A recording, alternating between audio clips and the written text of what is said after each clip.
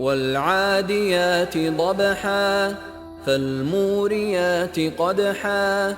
فالمغيرات صبحا فأثرن به نقعا فوسطن به جمعا إن الإنسان لربه لكنود وإنه على ذلك لشهيد وإنه لحب الخير لشديد أفلا يعلم إذا بعثر ما في القبور وحصل ما في الصدور إن ربهم